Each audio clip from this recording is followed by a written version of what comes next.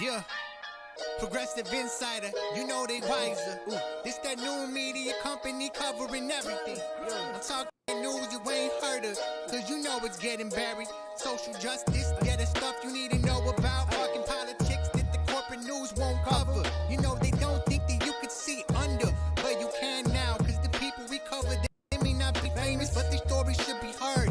Yeah, every voice matters, we should rise and fall together, and that's why. Good morning, everybody. Welcome to Hair of the Dog on this bright and beautiful Monday. It's not. It's raining here in Chicago, but hopefully it's nice where you are and you are staying safe. So grab your coffee, your mimosa, no judgment, whatever it is you're drinking this morning. Join the conversation. We do see your comments, questions, snarky replies. We see it all. So join the conversation and we will go ahead and get started here in just a moment. But first, my lovely and talented co-host, Andy Kennedy. Good morning, Andy. Hello, Carrie. What's going on, Andy?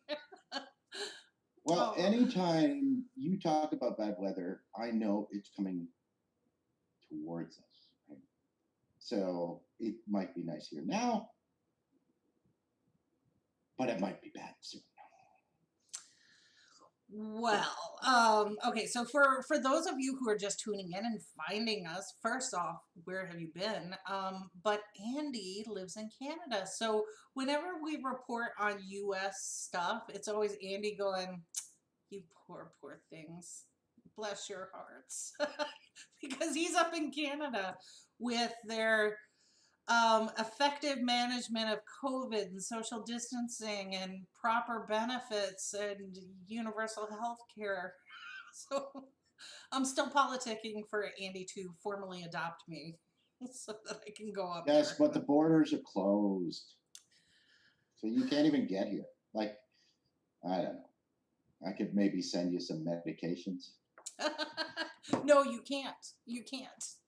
It has to come directly from a manufacturer for personal use, 90 days or less. And even then, the FDA can still arrest you. So, AK Industries. Exactly. So we have a ton of stuff to talk about.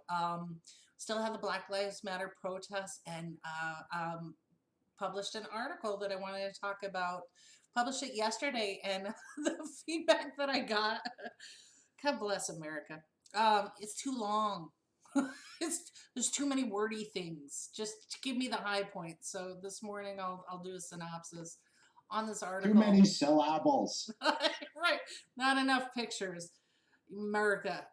So I will go over a synopsis of what I wrote, what was published, and maybe if you've got a week, you can go and read the 4 pages. So we'll talk about that. And a good highlight for you, and I'm gonna go watch this, is it was recommended to me. I think it's a Netflix documentary on Jeff Epstein. So Andy, this is kind of interesting information that I did not know, where I was like, it just hit me like a ton of bricks. So Jeff Epstein got his start, as most pedos do. Pedophiles like to either start as school teachers or coaches or something where they can be close to their targeted prey, minors, children. So any guess as to who gave Jeff Epstein his first big break as an employee around children? Mr. Rogers. No, Mr. Rogers is good. Mr. Rogers is a good person and forever shall be a saint.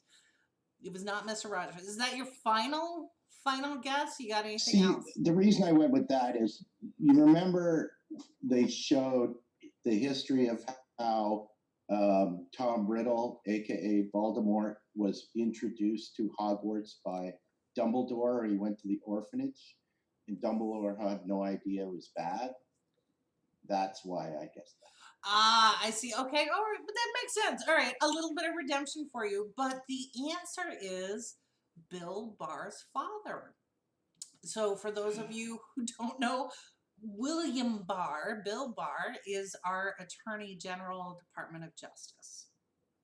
So his daddy ran an exclusive preparatory college or pre-college in New York that is still standing. And he gave Jeff Epstein, at 21, college dropout, a job teaching math to underage children. And this is how Bill Barr knows Epstein. This is how Trump knows Epstein.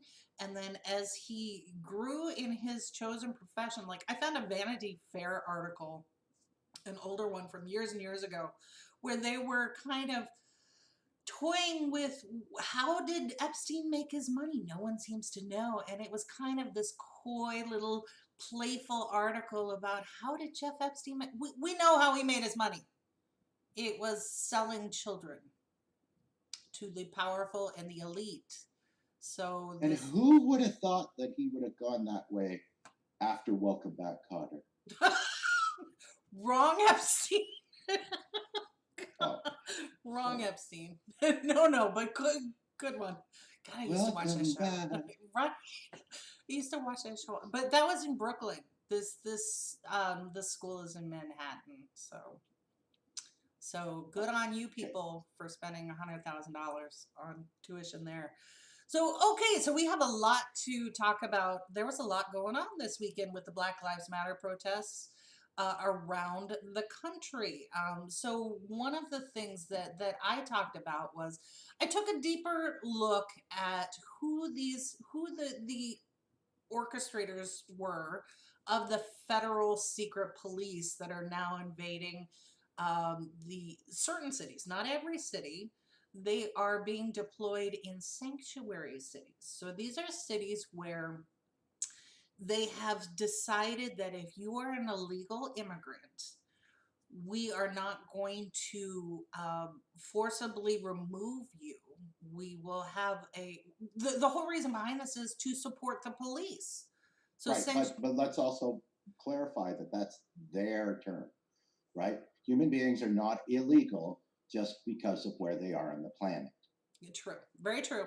So, and everyone always thinks brown people when we talk about illegal immigrants. And these are people who came here on a visa, overstayed their visa, or just crossed the border as a vacationer and just never left.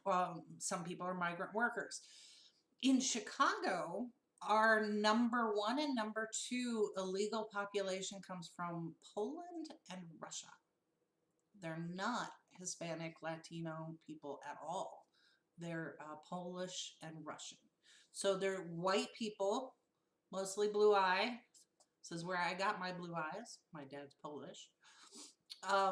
So those are our illegals here in Chicago. In other states, it's a little bit different. But sanctuary cities decided that it was better for us to work with immigrants and make them comfortable so if they wanted to report a crime or had an issue, they could do so without fear of retribution.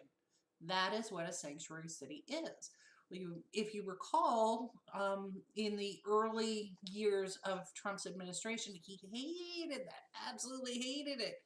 So he has now decided to target sanctuary cities. This is why the federal troops are not in places like San Antonio and Louisville, Kentucky, and things like that. They're in Seattle, they're in Portland, they're now in Chicago, they're going to a bunch of other cities, but they're not being deployed to like Tuscaloosa and Birmingham. It's all about the sanctuary cities. So that was part of what I looked at when I wrote this article. So we can officially call this a tour now, right? It is. It like, is. This is we can. They'd probably be smart to like do T-shirts, get some swag going. 2020. Pandemic brutality tour. Coming to a city near you. We should make up those T-shirts with the names on the back of them and pedo the pedo tour, the federal pedo tour. So here's the article that we published on the website. I'll see if I can get that link. I should have been prepared for it, but so if you go out to progressivesinsider.com, this is the feature article there. So what when I went through and did the study, it was not so much groundbreaking information as a curation of what we've already had and putting it together in the big picture. Because part of the reason that we have so much trouble with this is it's coming at us so fast that we kind of forget something that we saw. So I went and looked at the history. I went back to 1986 and all the way up, so that I could put together, okay, why is this happening? And I know the propaganda that they put out about law and order. Well, that's bullshit, because Barr is breaking the law, as is Chad Wolf, the acting director of Department of Homeland Security. So this I thought was interesting. This is a quote from Bill Barr, who served as in the Office of Legal Counsel for the White House and the Department of Justice throughout George Bush Sr., George Bush Jr., Clinton, Reagan, and consulted for Obama. So this is a guy who has enjoyed bipartisan administration support. You know, we always like to point the finger at the right and say, well, these are, no, this dude has been in the swamp for decades. Decades. And what struck me was when we had those impeachment trials, you remember that fun little impeachment trial last year? When Yes. yeah. Yes. I got a t-shirt from that too. Exactly. So what was stunning to me is, now I'm not a lawyer, and you know, Mensa's not knocking down my door, but when Bill Barr was quoting his own legal guidance that he drafted as a member of the Department of Justice, and then had those legal briefs redacted, I'm like, you can't do that. That's like me making up Calvin Ball rules and then redacting the rules so you can't read them, but oh, by the way, I win. Like, where is the entire legal community? Where is Congress going, you can't do that? So this is Bill Barr, who's been on full tilt for decades. So what I thought was funny was, funny not in a ha-ha way, but this quote from Bill Barr, when he was talking about firing upon priests and medical workers on journalists in Lafayette Square in DC, and his excuse for it was, well, the President of the United States should be able to walk one block from the White House over to the church. This is St. John's Church. I don't see anything wrong with the President walking over the church. Well, Attorney General, it's not that he walked over there. He could have walked over there at any time. It's the fact that you fired munitions at people so that he could. That's illegal. And like I said, I'm not an attorney, but I'm pretty sure that's what the Constitution says, and that's the highest law of the land.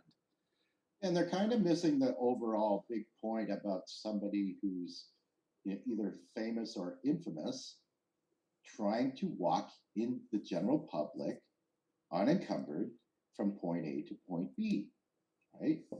Don't see Beyonce trying to do that. Well, so here's where I have a problem with that statement alone. Take the legality aside, but in the United States, we don't have a monarch. So the whole concept is that you're a civil servant. And it doesn't matter whether you're president or dog catcher, that you are no better or no worse than the person standing next to you without a title. Fortunately, concept is kind of where that idea dies. That's exactly right. So now we have a class system here. And that is what Barr is speaking to, that the president, because he is better and has more value than you, can ignore the law, ignore the Constitution, ignore your civil liberties to go for a walk and do a photo op in front of a church. And, maybe he's right. So far, he's right. Shouldn't be that way, but there it is. So that was Bill Barr. The other one was Chad Wolf. So Chad Wolf, I thought, was an interesting character because Chad himself right now is serving illegally. So there is a law when you appoint somebody, right? We're supposed to have these checks and balances. So when you appoint somebody to an office to lead one of these cabinet level roles, it's supposed to get vetted through the Senate. So if you remember, everybody in from civics class, we have the People's House. That's your House of Representatives, your representative that you elect from your congressional district. That was the rabble. That's us, the lower classes. We can take, our neighbor who is the janitor and elect them and send them to the People's House. And the Senate was for the upper class. There's that class system again. So we used to not be able to elect senators. These were all the elite, the wealthy landowners, white guys. And then that changed where we could elect our senators. So we sort of Then why are they still all elite upper society white guys? Well, it's funny you should mention that because let's go back to the class system. If you work for a living, the chances of you getting elected to Senate are close to zero. But if you inherit money or you come into money, like, most of the senators, then you can. You can pay for your seat. And that's pretty much how that works. So we still have that class system, even though you have the perception of voting for the senators. So the senators are the ones because they have finer breeding than the rest of us. They're the ones who are supposed to vet these appointees to the cabinet level offices. Is this somebody that they really want? Is it somebody qualified for the job? Whatever. So Wolf was never going to pass that muster because he is so vile a person. And rarely do I say that, but going through and researching some of his comments and some of his policies, and of course, looking at the results of that, what he and Barr are doing now, I don't make that statement lightly. Vile. So anybody who's watched the what was it, The Handmaid's Tale, and you see the profile of the characters called the Commanders, there's Wolf. That is Wolf. Wolf is married with 2 children, and he's just a delightful persona of a commander out of that show. So go check that out for that reference. Most women will get it. So that is Wolf. And Wolf himself, what I thought was interesting is he has no legal background at all. He's all in security. So he is developing tools and framework from a national security standpoint without being burdened by the law, if that makes sense. So it stands to reason why this guy would think that your civil liberties don't matter compared to what he believes is the right thing to do. So this is Chad. The law is so annoying. Right. So one of the quotes, and this is a recent quote, when he got under criticism for what he's doing in Portland, and his response was, this is a direct quote from his Fox News interview, because we don't have that local support, referring to Portland police, and he's lying about that. Because we don't have that local support, that local law enforcement support, we are having to go out and proactively arrest individuals. Proactively. How do you know somebody's going to commit a crime proactively? Well, if they get a red ball. That's exactly right. So Chad apparently watches too many movies and doesn't read the Constitution. So what's amazing to me as I went through and did all of this research was that Chad himself doesn't, they claim law and order, but whose law? Because it's not the law of the United States. It's apparently that law that they're making up, or the one that's still redacted, that Bill Barr wrote in 1990, 1989, 1995, all of these things that are the purview of the Department of Justice that have not yet been publicly released. So one of the things that I thought was interesting is there are a couple groups that are suing the Department of Justice for a FOIA infraction. FOIA, of Information Act. So anything that, so what the Department of Justice did is they wrote all these secret opinions and then they locked them away and said that they're national security. So the time has expired on some of the stuff that Barr wrote 25 years ago. So those have to be released now. And as they're being released, and I went through some of them and we posted them in this article, holy cow, the stuff that these people are talking about. And here's the thing. When I was in junior high and high school, and you remember when you couldn't get into a movie, like they were PG-17 or whatever, but you figured out that if you acted like you should be there and you spoke with authority, you could sneak in anyway? That is the same kind of thing that Bill Barr and a lot of these jurists are doing, is writing it from a point of view where they're talking down to people so that you don't necessarily know what they're saying is accurate or not, but they convey it with such a conviction that, oh, okay, well, they must know. I'm not a lawyer. They're lawyers.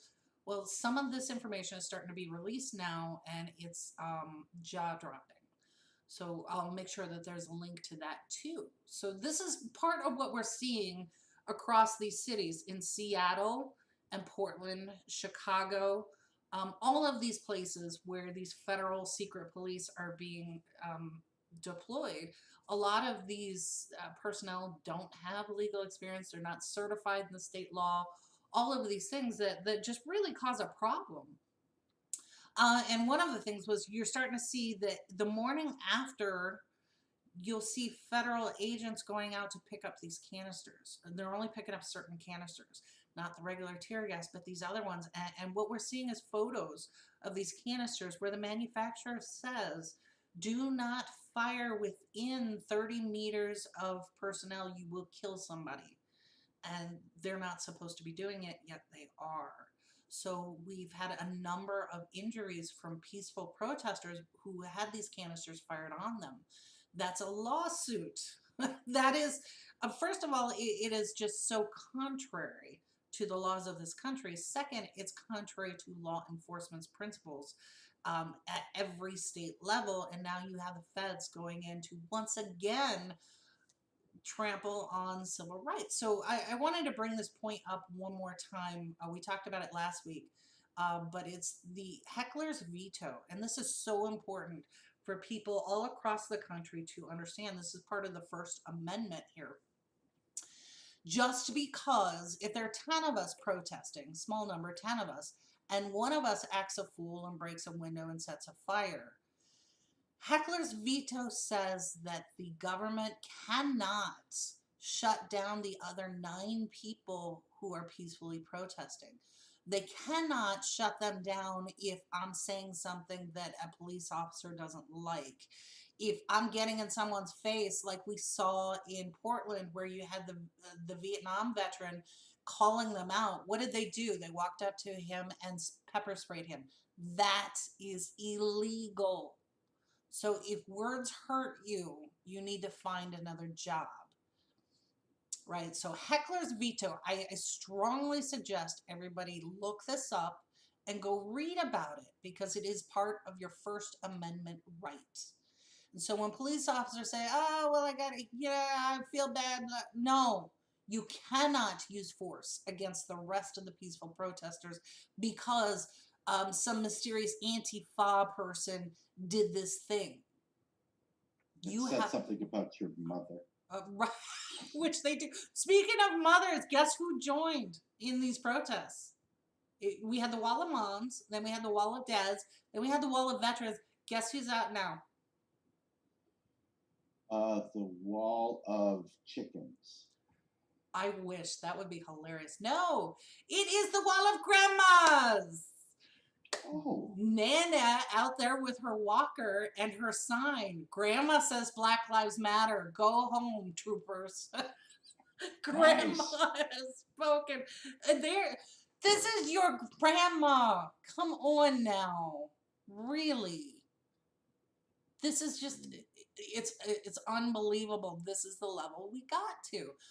But wait, there's more. Andy, guess who else is joining the Black Lives Matter? I can't wait to hear. I'm excited. I just snorted my coffee. Now, before we move on to this other reveal, I just want to know: are the line of grandmas knitting masks for people? I hope not, because it's really not. No, please no. I know that there are people, particularly in Indiana, who are knitting masks and crocheting masks, and no, please don't do that. While it's kind, just make a blanket for somebody. Don't please don't knit masks. Yeah, no.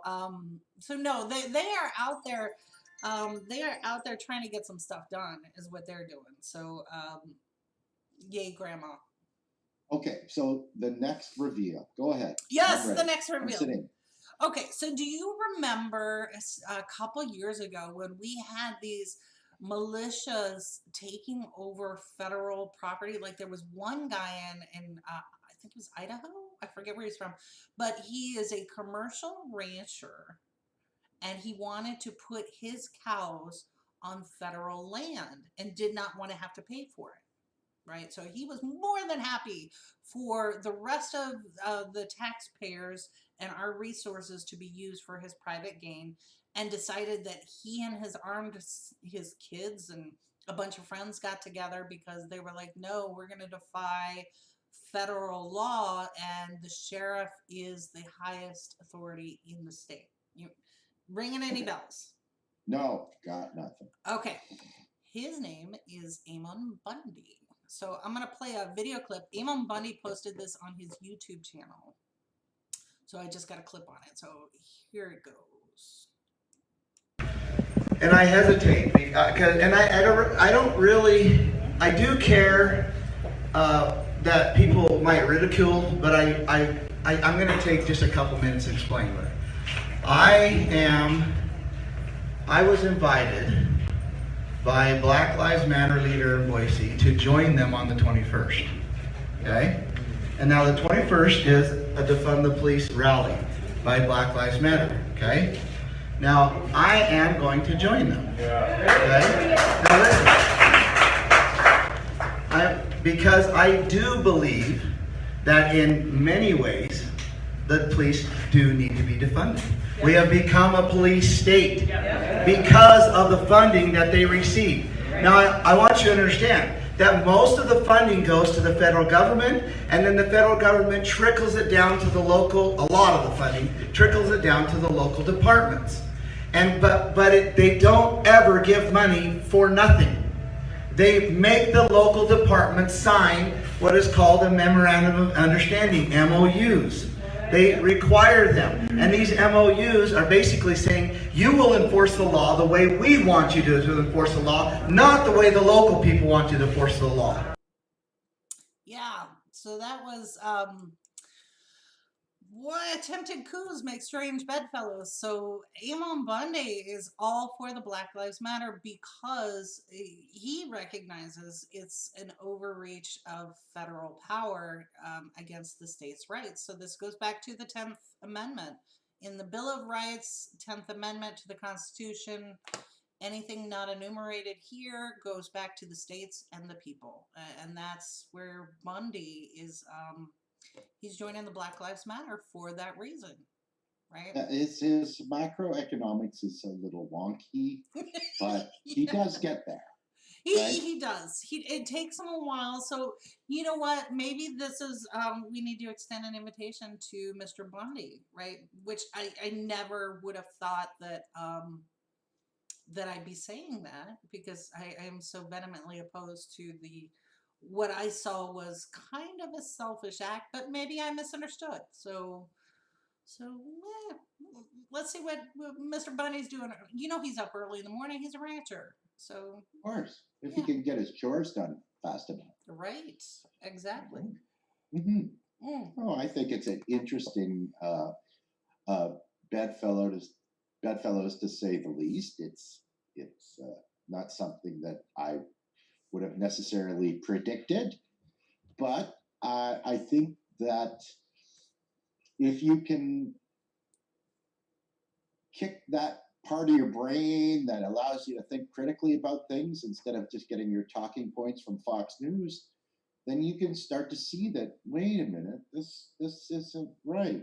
This is kind of what the Second Amendment says, and you know, what are they doing? And really, we're calling them a violent protest because they're shaking fences. Like, okay, and what is it with Trump supporters, right? About barriers, right? Build the wall. They're shaking a fence. What is this about? I'm not sure. I don't get it. I don't see that why fences are such a big deal to Trump supporters. I think it's that you have the audacity to defy authority, right? So this is where it doesn't make a whole lot of sense, and you know we've spoken to people that are still, for whatever reason, still on board with gassing people and shooting Americans, and I honestly feel like and as I wrote in this article, don't be don't be distracted when they say law and order, because we can recognize, as you said, from offense that is obviously bullshit. I feel like, based on reading the writings and comments from Chad Wolf and from Bill Barr, that their goal is much more base than that, right? So I feel like there's a significant degree of racism there. And for years we heard the propaganda about, well, there's limited resources and white people are an endangered species now, right? So it was the whole principle of, we need to protect our country for our white children. They are true believers. So what they are doing actually has a high racial component to it, a racism component to it. How dare you think that every person in this country should be entitled to due process? We want you to look at other people not like you as less than. So that, I think, is what is underlying all of this. We saw this with Chad Wolf and his cohorts, who developed the zero tolerance policy. And I wrote about that extensively, which I thought was interesting because Chad Wolf actually lied to Congress during his testimony and said he had nothing to do with it. And then this memo surfaced, which I have a link to, that shows, yeah, not only was Chad Wolf involved in it intimately, but what they did was, if you separate children, these children who have a legal right to asylum tied to their parents, if you separate the children from their parents, you remove that child's legal authority to seek asylum legally in this country. So you can see from his comments and everyone else that was participating in this, they knew exactly what they were doing. They were stripping these individuals, human beings, of basic rights so that they could separate them. Well, what did they do with them? Some of these children have been sent home without their parents' knowledge, to a war-torn country. We're talking 4 or 5-year-olds, 12-year-olds, 13-year-olds, just sent back and dropped off at the airport. We still have 1,500 children unaccounted for, some who have been sold to Christian adoption agencies, some who are just gone, right? So we know that, and this is something I plan to be working on as soon as I get a moment, the high dollar value of selling people. This is human trafficking. It used to be drug sales and things like this was a big moneymaker. It's today you can make billions on human trafficking, the sale of human resources.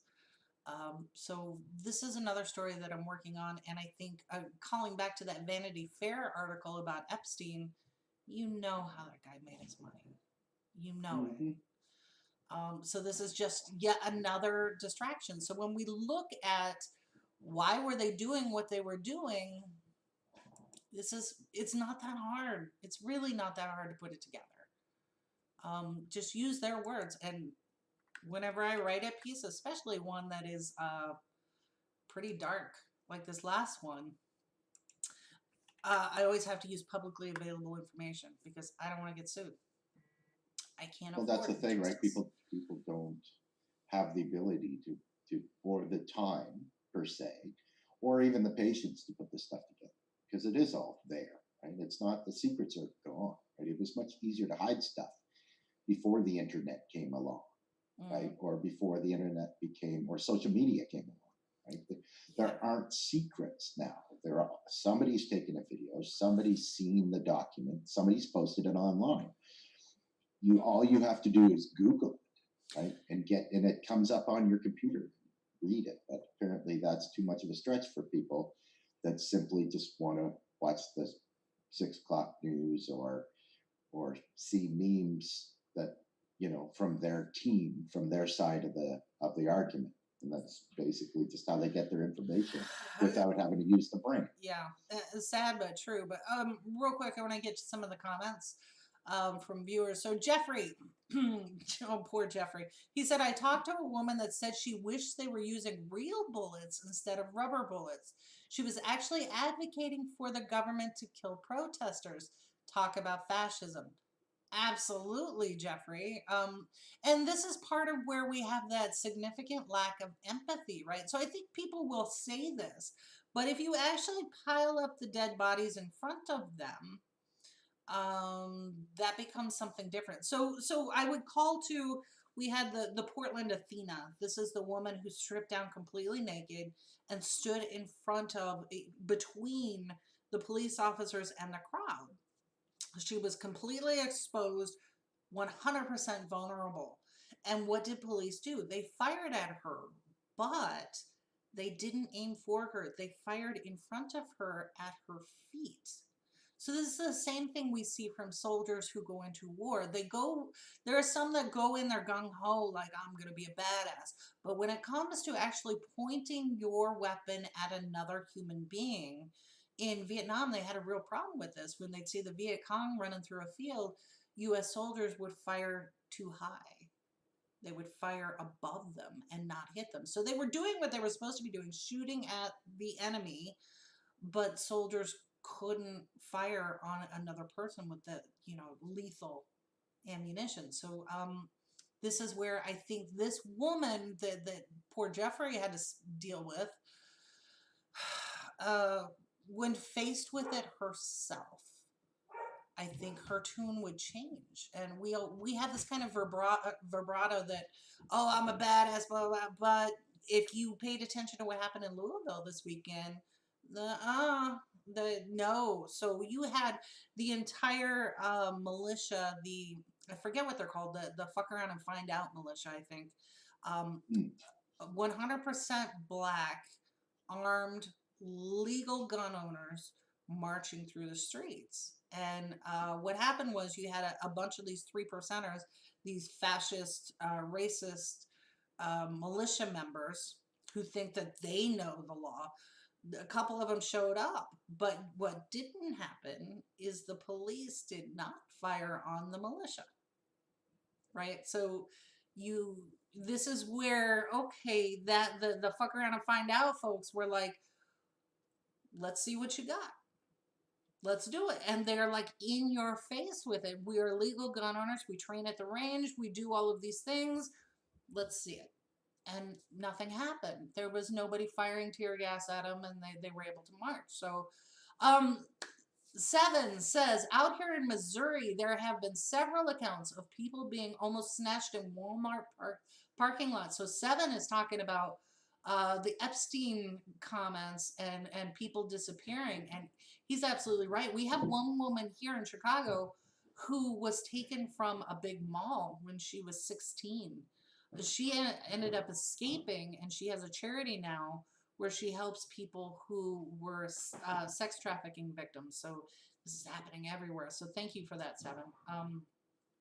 But getting back to the federal piece of this, in all of these cities, you saw different responses based on how things went in the city. So I want to come back to Chicago a little bit, because as we were leading up to this weekend, we were talking about how Chicago is not Portland, Chicago is not Seattle, and if they try that shit here, it's so. Here's what happened in Chicago. Mayor Lightfoot we had two Columbus statues in our major park, and she removed them in the dead of night because she didn't want any drama. So then you had the Fraternal Order of Police guy, Costanza, I forget his last name, but we'll talk about him in just a second. He is famous for, he doesn't like that we have 3 strong black women running our city. So you can argue whether you like what they're doing or you don't, whatever. But 3 black women is just, that's pearl clutching to him. He can't handle it. So he is frequently bussing in fascists and racists from Wisconsin to do protests here. So he did it again Sunday, thinking that he was going to have a Blue Lives Matter. Here's what you need to know about Joe. I think his name's Joe, whatever the fuck his name is. Douchey McDouchin. Well, that's an appropriate name. Yeah, let me put up his stats here. So, John's his name. Cantazon, he's the head of our Fraternal Order of Police. My dogs are barking now.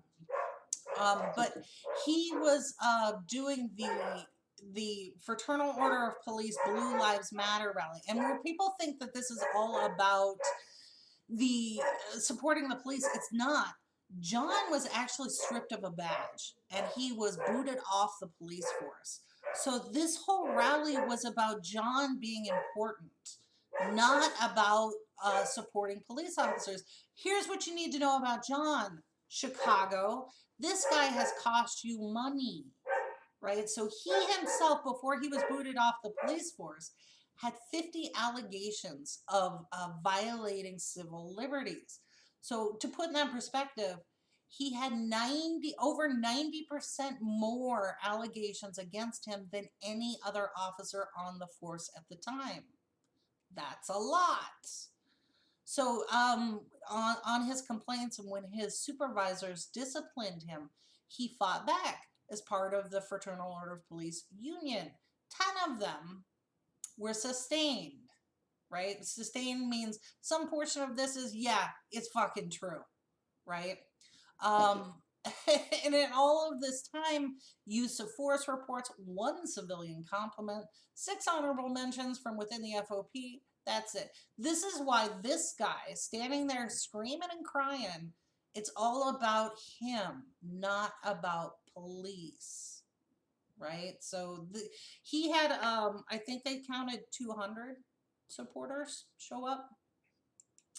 And if you go out to Twitter and look at Chicago, there were thousands. Again, for the 5th, 6th week in a row, to change the police force. When we did that interview with Stringer Harris, we could show here in Chicago $313 million, almost now $500 million paid out in wrongful police conduct lawsuits. They're costing the city money. At the same time, they're taking a significant portion of our budget. So when we say defund the police, we actually mean it here. And a pandemic, when the administration refuses to help states with their budgets, although there's a major shortfall because people can't pay taxes when they're laid off or out of work. Mm-hmm.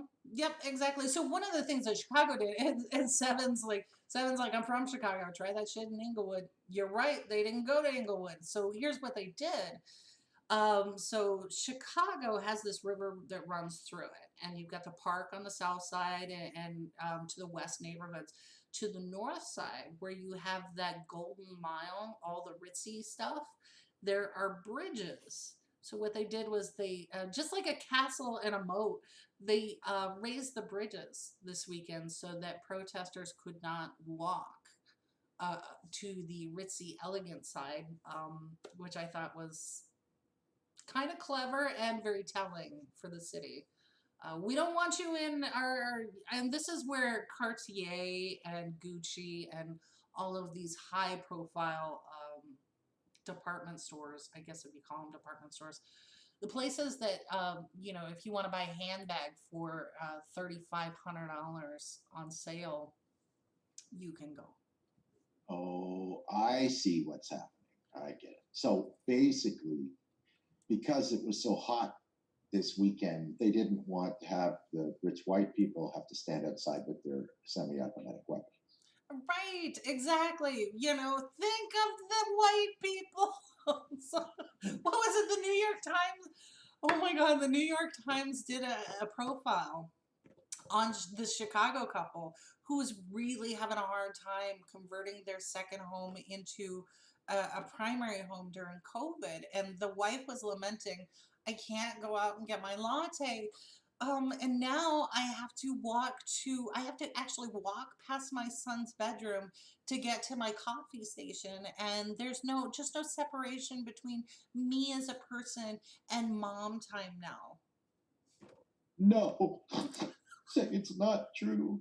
Right, that's exactly it. That's exactly. Oh, 7.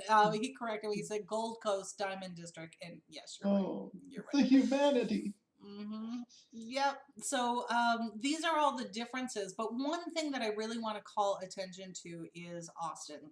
This is kind of sad. No, this is really sad. So, Austin, Texas.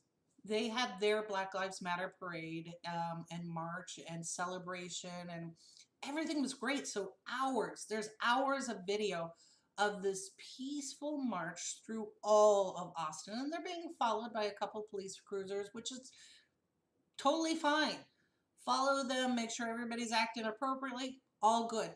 Austin did not interfere. The police department did not interfere with the protest. Here's what happened. In the evening, they were walking down the street and got stopped at an intersection, and there were a couple people waiting in vehicles who apparently have no patience or whatever.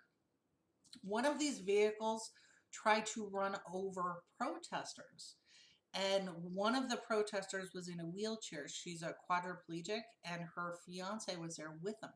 And so he, understandably, in the heat of the moment, someone just tried to kill her with their vehicle because they couldn't be patient for 20 seconds. So he went over to the driver's side to say something, and the driver rolled down the window and fired 7 shots. So the initial reports were 3 shots, but if you listen to the video, you can count them up. So there were at least 5 to him directly, and then a few seconds later, several more shots were fired. And then that vehicle took off, and the police have since apprehended that person. I don't have that person's name, but I do have the name of the person who was shot and killed. So this is Garrett Foster. He was an activist, and he was the one who died. He was this lovely gentleman there. That is his fiance, and she was quadriplegic. I believe, was ex-military, retired military.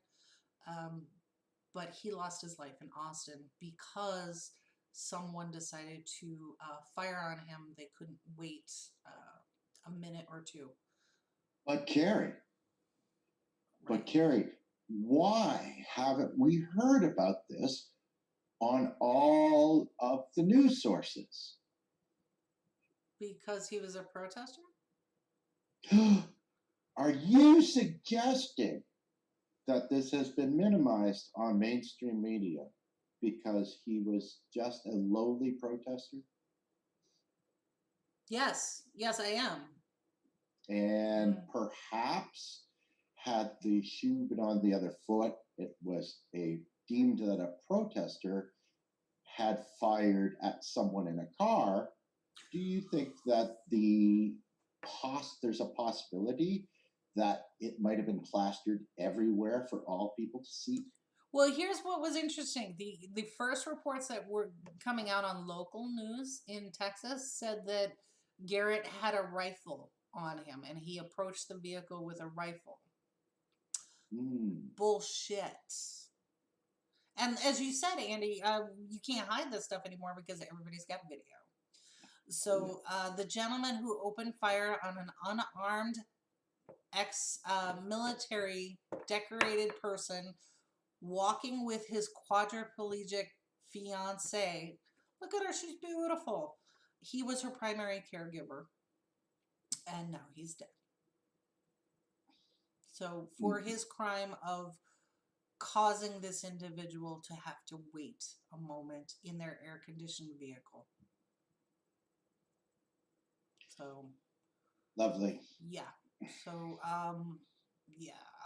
If there's like a GoFundMe or something we can do, or more information on Garrett Foster's murderer, we'll make sure that we post that too. So If you're still one of these people that is concerned with fence shaking and lasers, mhm. right? And fireworks. Okay? Garrett that just got shot. There's your violence. That's a violent act. So calling people that shake fences violent protesters, yeah. Mhm. 3-year-olds shake fences. Right.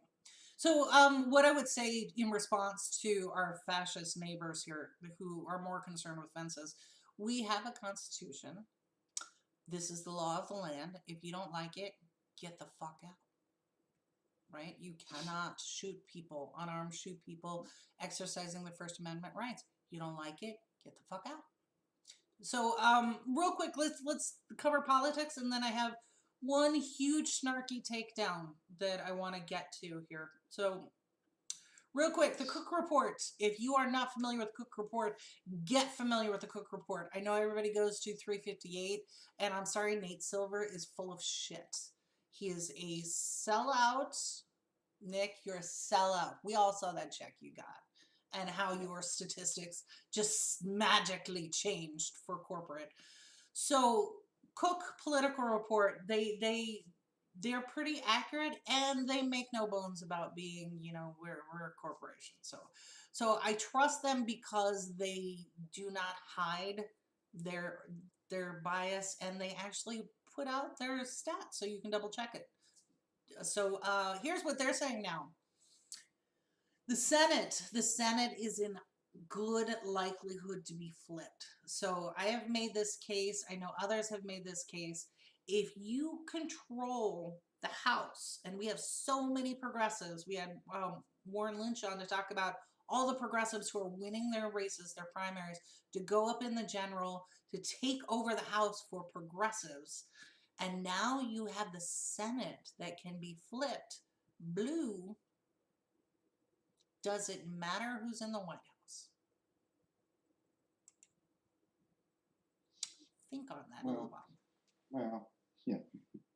Yeah. So, so this is why I pay more attention to what's going on in Congress, in the congressional races, than necessarily in the White House. Because once again, if you read that article I wrote, you'll see that these people that we are dealing with now served under both Democrats and Republicans, including Joe Biden, when Obama was in the White House. So we still have to deal with the Chad Wolfs and the Bill Barrs and all of these things if Biden gets in, or if Trump stays in. So we know that these are a fact. What can we do to mitigate that? And that is where the congressional races come in. So that's why I bring that up. So go to the Cook Report. Okay, so now, Andy, if you'll allow me to be incredibly snarky, everybody pull out their calculators. So this is an example of punching down. This is where stupid people put out these stupid memes, don't think about it, and try to beat up on their fellow workers, right? Because they don't understand. So how dare you? How dare you my money? So, all right. This is a meme that was going around. It was forwarded to me this morning. And as I started reading it, I started laughing so hard because and we're going to go through, I have 3 pieces, just 3. There are like 10 things on this meme that are so far out wrong. It was hilarious to me that somebody actually typed this out. So I just picked out 3. And so get your calculator and your Google machine ready. So here's somebody named Nick Chubb. I don't know who Nick Chubb is. Somebody shared this and then forwarded it to me and said, what do you think? And all right, so Nick seems to believe that you're getting $800 to $1,000 a week in unemployment. Nick seems to believe that you get $800 to $1,000 a week in unemployment for the last 4 months. And he says if you don't have anything saved up by now and you're panicking because that extra 600 is about to end, that's the extra 600 from the CARES Act that was supposed to help. 600, it was, yeah, 600 is going to expire in on August 1st, and Congress, including Nancy Pelosi, hasn't done jack to help anybody. So we still have 50 million unemployment lists going on. We have the rent and mortgage moratorium has ended, and all of these things are coming out. In fact, Nathan Tankus wrote about this huge economic bubble and collapse that is coming as of August, right? So Stephen Blackman says the same thing, right? Where are people getting 800 to 1,000 a week? And I'll go through that. So Nick seems to think that of this 800 that you're getting a week from unemployment, if you put 250 away, then for the last 18 weeks, okay, so 4 months, 18 weeks, these things are not equal. There are generally 4 weeks in a month. But okay, so Nick, there's your third math error. Then Nick, yeah. So you'd have 4,500 to work with. So Nick seems to think that everybody's getting all this money, and you should have been putting $250 away a week. $250 away a week. That you would now have 4,500 to work with. So screw you. And then Nick goes on to say, you could have also gotten a part-time job this whole time, and you still would have gotten the 600. No. Essential workers, and then he goes blah, blah, blah. Okay, so let's go through some of this here real quick. So the first one, Nick, what are the average benefits for unemployment? So I looked it up on the Google machine. April 2020, the average weekly benefits were $333 nationwide. And that was in a range from $100 in Oklahoma to $531 in Massachusetts. Cost of living in Massachusetts is triple what it is in Oklahoma. Although states are subject to a few federal requirements, they generally are able to set their own eligibility. So there's the math problem right there for Nick. Nick seems to think people are getting 800 to 1,000. No. Strike 2. Right. So this took me all of like 10 seconds to look up on Google. So Nick, and then Nick presupposes that you're not getting taxes and other things taken out of your unemployment. I believe that Nick has never been on unemployment. I believe that Nick is sitting in his mama's house on his Taco Bell salary, thinking that other people make $800 to $1,000 a week. So I think that's part of the problem here. No, Nick, people don't make that on unemployment. So that was the first thing that I brought up. So everybody got that? Your unemployment can go from $100 a week to $531. Basic rents for an apartment is $900. Right? You remember when McDonald's tried to do this thing and tried to help people with their benefits and say that, like, your grocery bill is only $50 a month, and yeah, no. And apparently they think everybody lives in Florida or Arizona or a place to the south like that, because apparently they were budgeting $0 for heat. Yep, exactly. It's exactly so. So the next thing on here that it also took less than 20 seconds to look up, this assertion that he's got that you can get a part-time job and still get unemployment benefits. So I looked that up, and no, you can't. Your unemployment benefits can be affected by a part-time job. So let's say in some fantasy world that you are getting 800 a month, and you decide, well, I need to go out and endanger myself and others, and I'm going to get this retail job, or I'm going to get this fast food job. Well, that gets deducted from your unemployment benefits.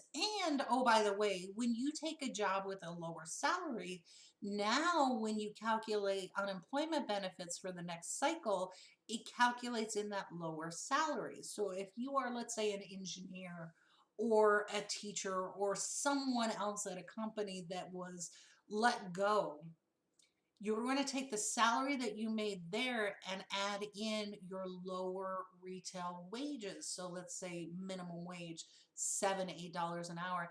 Now that is a new calculation. So if you need to extend your unemployment benefits past a certain amount, everything gets reduced. So again, Nick has probably never had unemployment. He's probably never paid rent. He's probably never had to manage a household. But okay, so Strike there's 3. yeah, Nick's a moron.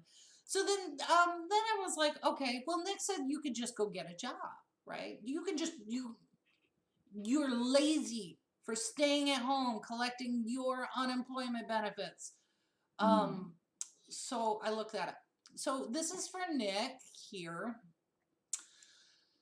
You see this handy little chart where it shows initial unemployment claims. So you have, this goes back to 1967. You see these little peaks and valleys and blah, blah, blah, the gas embargo, and then different administrations come in. And even in 2007, where we had that nice little recession, you see where that is there? There's this little bump up where people had more unemployment. And then we get to 2008, and it is a solid straight line up. Nick, you fucking moron.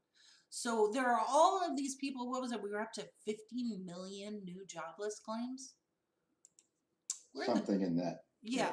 area. So where are they getting these jobs, Nick? These fantasy jobs that you say are out here. And then the last line that I thought was just so ridiculous, lace up your bootstraps. Okay, so he says that you are stealing money from another pandemic worker. So this is, you're taking my tax dollars. So here's where we get into the MMT piece of it. And this is going to blow his mind. Nick, your FICA taxes are unnecessary to finance unemployment benefits. So we, instead of financing it the way we should, we do this shared responsibility where Nick, who's never owned a business and wouldn't understand this, when you have employee payroll, you as an employer have to set aside money for unemployment for that person, your employee. And in their check, their money comes out to also go into this benefit that is held in trust for them. Now, there's no actual transfer of funds, but these accounts are set aside, and this is how we calculate unemployment benefits. So I am not taking from someone else to get my employment benefits. This was already taken from me out of my paycheck. So Nick, maybe you are not getting a paycheck at all, or don't know how to read your pay stub, so that you don't understand how this works. So anybody who's getting unemployment benefits at a certain percentage of what their salary was is using the account that was accredited to them alone, not other people. Furthermore, if the federal government decided that they were going to put out an extra 600, which is bullshit crumbs, where did that money come from, Nick? We just created it. The same way that we created $1 trillion per day back in March for Wall Street banks. The same banks who are now collecting rents and mortgages. They're being paid twice. So, Andy, what am I missing here in the lace up your boots and welcome back to work bullshit? No, I think you pretty much got it pretty much on the money. The problem is that the entire body of Nick's critique of how things are happening kind of leads me to the point that it doesn't matter if you try to describe MMT, he's not going to get it. No, because Nick can't even add appropriately. He doesn't know how many weeks are in a month. So what do we do with somebody like a Nick or all the people who are sharing and liking this kind of nonsense? Oh, how it makes my head hurt because these are the same people who don't understand basic math who are punching down on other workers where we can see like okay, so the CARES Act is expiring. The HEROES Act that was supposed to extend this is being held up by multimillionaires in Congress who are saying that an extra few crumbs are too much for Americans who are struggling right now. So when you see people out at these protests and you see people railing against high crime and everything else, all of these things have a cause and effect. All of them. So if you don't want people out protesting, maybe you should use public money for public good. I mean, like you're supposed to. it's a novel concept. I mean, well, and like, I mean, that's the whole idea of a just society, right? As opposed to a neoliberal one that tells people that, well, we don't have anything for you. If you are poor, we're going to blame you for everything, and we're going to say, oh, you should have just made better choices or just worked harder, because the opportunity is there for everyone, right? And of course, we know that's not true. It's a world for the elite, by the elite, and everybody else gets nothing. And that's just the way it is. There's nothing we can do about it because unfettered capitalism exists in nature. What? Oh, so Seven pipes up with, he said, Nick obviously graduated from the Ben Shapiro School of Thought. If your town is going underwater, simply sell your house and move. Which is hilarious. That's why all houses have a roof, so that you can move up to. Just sell it. Just sell your house to somebody, right? So having been one of those people in 2007 during that downturn in the bubble bursting where I was trying to sell a house, it took over a year to do so. It wasn't like this sort of thing. And we were fortunate in that the old house was right near a military base. So when the reassignments went through, there was a family that needed the house and we were able to sell it and move. Took over a year. Not everybody can do that. So yes, yeah. Let's look at the people of Flint. What? Andy, now you're just logical. How are you going to move out of Flint if everybody knows the story about contaminated water that is still contaminated 5.5 years later? Oh yeah, yeah. Who's going to buy that house? Mm-hmm. Yep, same thing's happening all across the country, but you have somebody like Nick who hasn't thought it through and is just. I like to think positively that somebody like Nick is angry and it's misplaced anger. However, you're right. How do you sit down and have a conversation with somebody like Nick who has no understanding of basic concepts and explain to them how things actually work?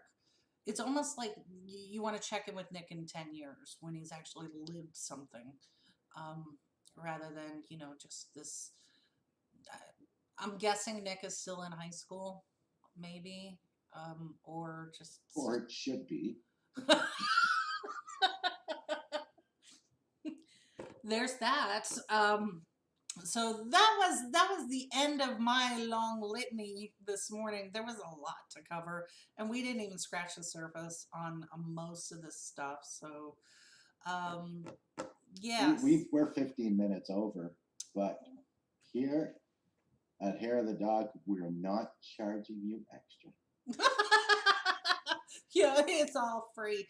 On that note, if you are disenchanted with corporate-owned media and the way that they spin the narrative and prop up propaganda, support independent media. If we're not the ones that you want to support, I get it. I'm sad, but independent media. Remember that Fox News, CNN, and all of these others started either in a garage or with an infusion of a couple $1,000,000, depending on which billionaire was backing them. Independent media doesn't, but you would be shocked at how far $1 a month can go with a small news outlet. So whether it's Status Quo, The Gray Zone, Digital Liberation Front, every dollar matters. So there you go. There's my pitch. So any other last minute thoughts before we get out of here with our long show this morning? Oh, I just think with the night for people who are watching online or wherever you're getting your information about the current protests, don't be fooled by your own eyes, right? Like don't allow your the narrative from mainstream media or alt-right groups to taint what you can see for yourself. You have tons of people in the field that are all taking pictures and videos. They're showing that the protests are peaceful, that the police are unprovoked. They are observing their legal right to assembly, to peaceful assembly. It's simple. You can see it. You could see all of it. When the police start lobbing tear gas for no reason, that's when you should start to understand that this is not us, it's them.